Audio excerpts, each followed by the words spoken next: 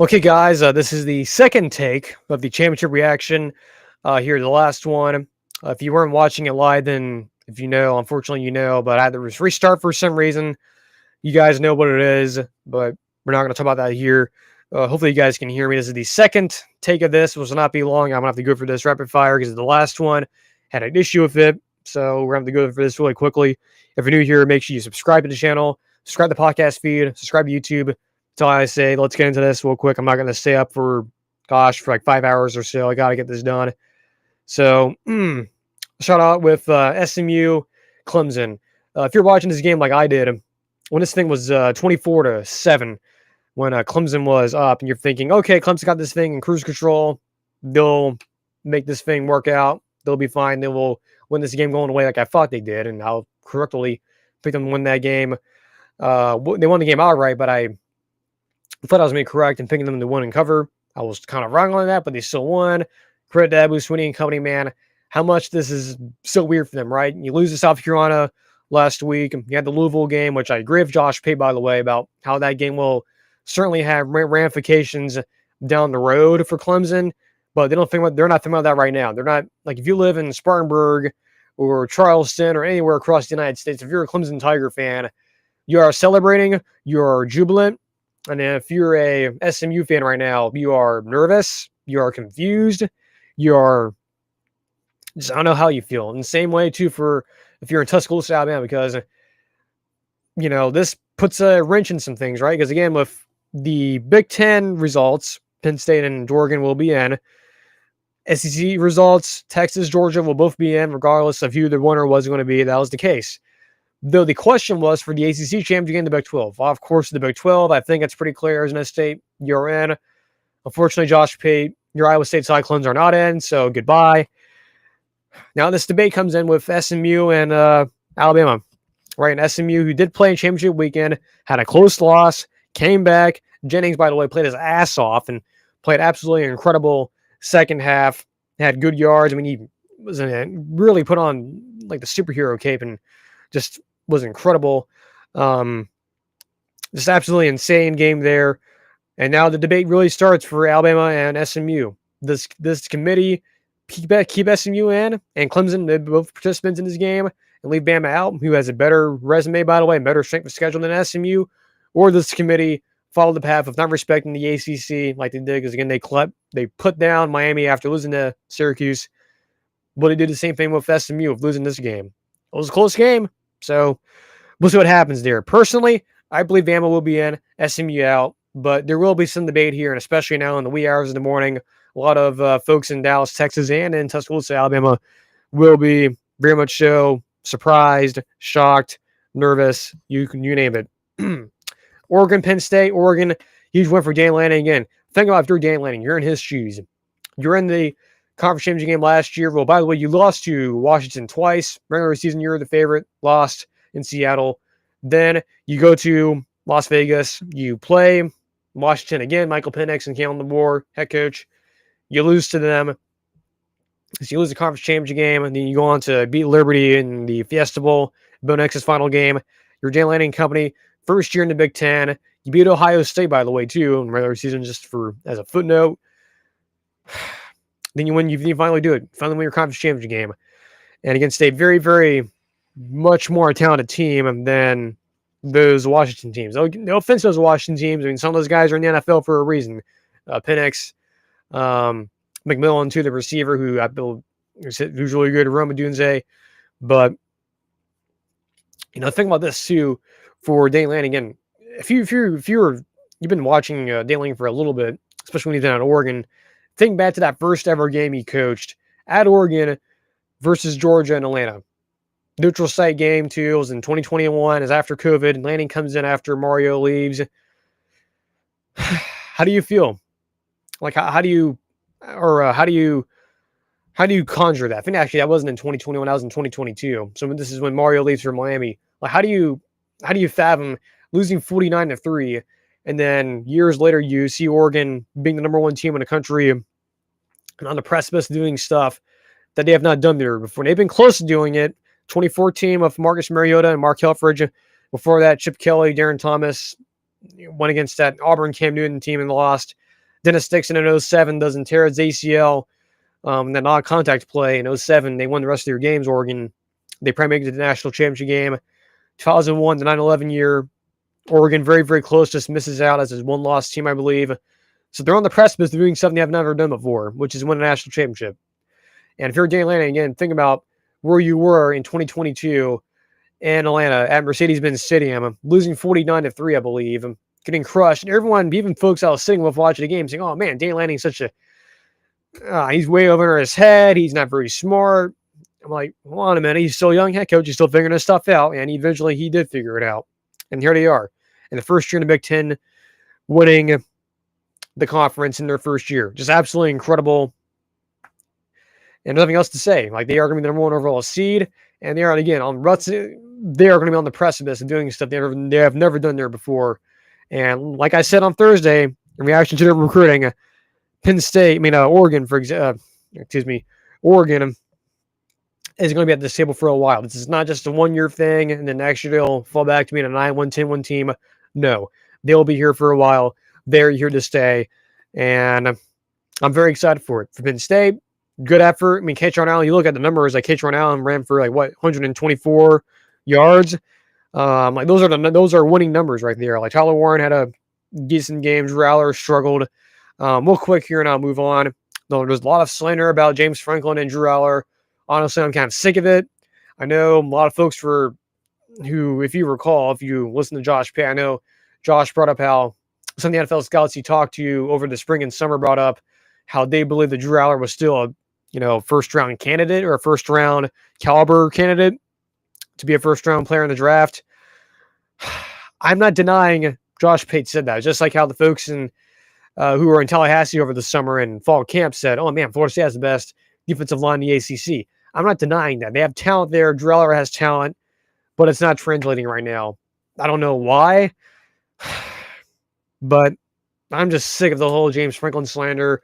Whatever. They'll get a home playoff game. It's sort of redundant at this point. Who cares? But good effort. I thought Oregon would win the game, and I thought Penn State would somewhat cover, but Oregon kind of did cover here. So how about that? Good win for them too. Like Dylan Gabriel had a good game. Tez Johnson went off. Very, very good night for him. Jordan James, running back, great game for him too. I mean, that's winning culture up there in Oregon. Has been like that under Dan Lanning for the past couple of years, but it's really going to start uptaking too because they have risen their ability to coach at a high level, recruit at a high level, and they're going to be here for years to come. Again, from Penn State, I just don't understand the James Franklin slander. I have exhausted myself in, defending James Franklin and Josh Pate, Scout Teal is hearing from saying that Drew Aller is a first-round draft pick, and the folks that have told that to have laughed at me about that. Like, okay, whatever. Like, what you can get? Like, I wasn't there with Josh Pate. I don't know if those scouts are even telling the truth or not. I mean, I know what Josh Pate heard was true because I don't feel to be lying about that. But again, it's sort of like the folks who were in Tallahassee this summer and fall camp said that was the best defensive line they've seen in the ACC, or something to that extent, and that obviously was not true, or it turned out to be not true. So, whatever. Georgia, Texas, classic game, another instant classic, 10 out of 10, would recommend, 22-19. Carson Beck goes down, you bring in Gunnar Stockton. I know there was some people thought this was a predetermined thing about, or at least some of the conspiracy theories among us thought this was, oh man, Kirby Smart purposely took out Carson Beck because Carson Beck was struggling. I don't think so. Going back to what Josh Pate mentioned back on, what was it, Thursday, or I think it may have been Thursday, when he brought up, what happens if a star player gets injured in any of these like conference championship games. It's like the Jordan Travis protocol. And his suggestion was, hey, if you have your star players get hurt for any team, get them out as soon as you can, and make sure, do the whole, lie about them and say, or lie about their status and say, oh man, they should be fine or whatever, what Florida State probably should have done with Jordan Travis. It seems like Carson Beck's going to be fine. I mean, he came out in that final play. Kind of seems like they were telegraphing that he was going to be fine. I don't think Georgia's dropping out because I think there's obviously some different circumstances, unfortunately, about that. But I'm not getting into the whole like Florida State, my opinions on that. I think Florida State should have been in. I thought from a shrink of schedule standpoint, Bama probably should have been in over Florida State, but whatever. We'll see how much that injury to Carson Beck affects them. I don't think it will, but I don't know. But I think both teams are going to be in, though, is what I'm trying to say. Like, even though Texas lost the game, I mean, hats off to Georgia, too. I mean, this is a good defensive effort. Good defensive effort from Georgia. Quinn Ewers just didn't look good today. He didn't. As bad as Carson Beck and Gunnar Stockton didn't look good today. I mean, hats off to Gunnar Stockton, too, for coming in emergency. Didn't think he would ever have to play in this game. I mean, I know he threw a really bad interception late in the game, but I mean, Trevor Etienne, too, when he was injured, too, and he's been out, too, by the way. I don't think a lot of folks realize that. He comes in, and he's fresh off of injury, and he played like a machine. Not Bert Kreischer the machine, but a different type of machine. But Quinn Ewers didn't look good tonight. He didn't. Defensively, though, for Texas, I mean, you did what you should have done. Like, right, 22 points, 19 points in regulation. Telegraphs to me, if you're looking at this, like, generically, if you didn't know how much points Texas scored, you looked at what Georgia scored, and you go, huh, Texas held Georgia to 19 points. That's good enough to win the game. They lost the game. So, hats off to Georgia. We'll see what happens in the injury situation with Carson Beck. I think he's going to be fine. I think him being on that final play was sort of, I kind of think now, 4D chess or Kirby playing chess with the playoff committee thinking, hey, guys, you guys saw Carson Beck go down? No, we'll put him back in. He's fine. Don't know for sure if he's fine or not. Again, I don't know if that's a HIPAA violation or not, but huge win for Georgia. SEC champs again. For Texas, they're going to be fine, I guess. They'll be in the playoff. They'll host a home playoff game, I think. And they'll learn from this. I know it's tough, but they'll be okay. I think they'll be okay. I was wrong on this game. I doubted Kirby Smart. Sorry, Kirby, if you're watching. I don't think you are. But I doubted them, and you guys came in clutch, I guess. If you're a Georgia fan, they came in clutch. Real quick here, and then we'll make this too long because this is the second recording. That one went for 44 minutes. I'm starting to get tired, too. Iowa State, Arizona State, speaking of Josh Pate, man, I'm sorry, but your Cyclones got absolutely demolished. It was, in his words, a splattering. Hats off to Kenny Dillingham, man. Like I've been mentioning, and like he's been mentioning too, Josh Pate, what he inherited, Kenny Dillingham, from what he inherited of Herm Edwards. Like what Arizona State wasn't Herm Edwards is like a graveyard. It's just awful, bad organizationally. The NCAA violation stuff. They went 3-9 last year. They're just horrible. They have the Jen Rashada leaves and everything. And from what all accounts sounded like, even going back to what Bud Elliott said too, he thought from what he was hearing that Sam Levitt just beat him out. And Sam Levitt ended up, Bud was really high on him too. Levitt back in the spring when Rashada was still there on the roster. And Levitt came in clutch today. So did Scatterbo. I mean, Scatterbo, I know he won't be in New York for the Heisman. I know he's not going to win the Doak Walker Award.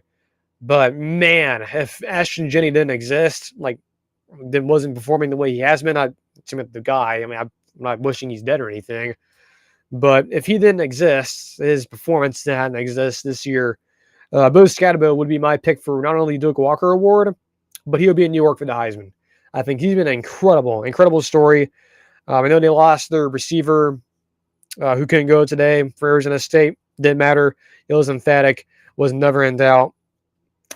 Now the question becomes for Iowa State, like I mentioned about this game on Tuesday, the ramifications of the loser of this game, particularly being Iowa State. What's the future like for the head coach and quarterback? And I'll go ahead and just say it. Josh Pate mentioned back over the summer that from what he had heard, Rocco Becht had offers to go in the portal.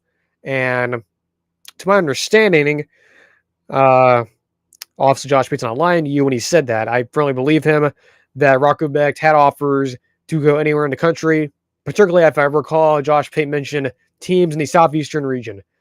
And now with their season's done, well, not seasons, they still have a bowl game to go to, but their postseason aspirations are done with. We'll see what happens with Matt Campbell. I think he's going to stick around. but I can't say for certain. And I also can't say for certain for Rocco Becht. I firmly believe that he will also get feelers from certain teams in the Southeastern region, namely LSU, Auburn, Miami will be in the mix if he does enter the portal. I'm not insinuating anything. I'm not saying I know anything. I like Rocco Becht is not a friend of the program. But I'm just telling you he is a name. And Josh Pitt mentioned this too, like, at least, very, very generically, that there were some big names you've been hearing that if they were to enter the portal, this portal come Monday, that they would be big names. Rocco Becht still has some time to enter his name in the portal if he chooses to, if that's the road we're going down, because he is a sophomore.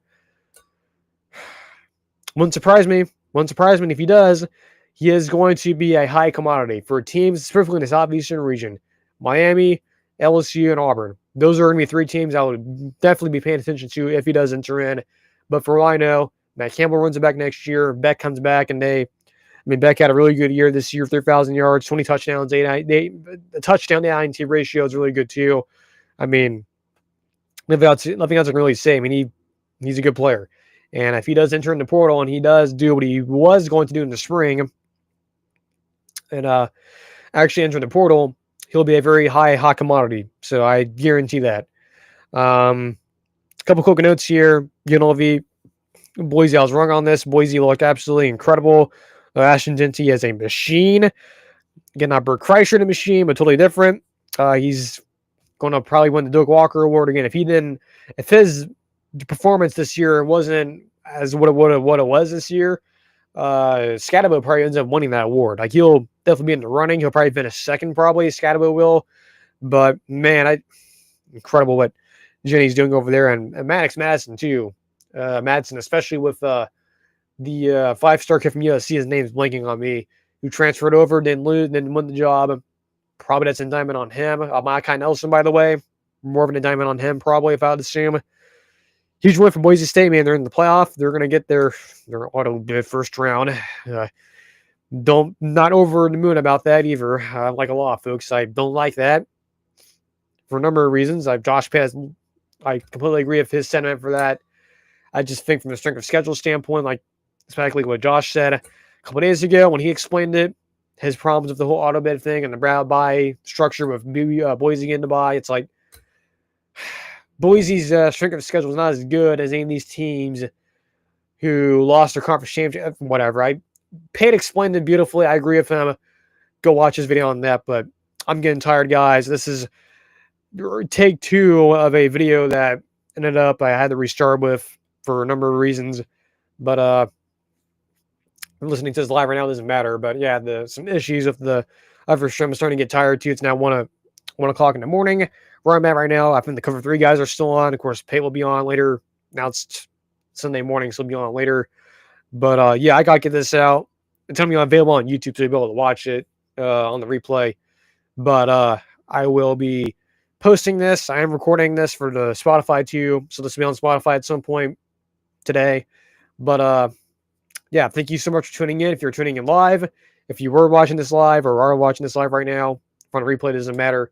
But thank you. Make sure you subscribe. Make sure you like the stream. Again, we try to do our best here. I'm still learning about this. I'm still kind of an amateur, so there's a lot of things I'm still learning.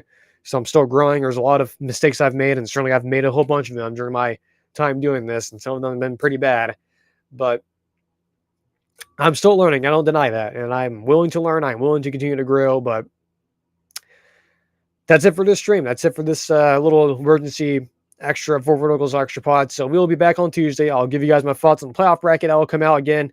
I think Bama's in. I don't know about SMU, man. Again, that result today or now yesterday really puts a wrench in everything. Because if Clemson would have won, and this is something that Jim Dunaway too on Next Round Live brought up, about had Clemson, because he thought Clemson was going to win the game, but if they were going to win, if they won convincingly, like several touchdowns plus, that the committee would go, man, this performance from SMU today doesn't make us feel good about keeping them in. That's different now because this was a close game, and we'll see. So I think Bama's in, but it's going to be close. We're getting a lot of teeth gnashing in, Reform Alabama, Livingston, Alabama, Hamilton, Alabama, Montgomery, Alabama, probably Dallas, Texas, and if you're an SMU fan or in that North Texas region. So it's going to be a interesting scenario here. Does the committee respect the ACC enough, respect SMU to keep them in, or do they, go the strength of schedule route and they put Bama in? Because Bama's strength of schedule is much better than SMU's, and I don't even disagree with that, but it's what it is. So until Tuesday, thank you for hanging in with me here. Again, we were streaming live earlier, but I had to restart the stream, even though we were like 44 minutes in, but that's kind of irrelevant right now because that stream's not available anymore, and this is the corrected version. So until Tuesday, enjoy your Sunday. I will watch the Bucks later today, I guess. Play the Raiders, so I'll give you guys my reaction on that, and reaction to the playoff bracket and other news like transfer portal and whatnot. So until Tuesday, I'll see you guys. Enjoy the rest of enjoy your Sunday and enjoy the beginning of your week. Until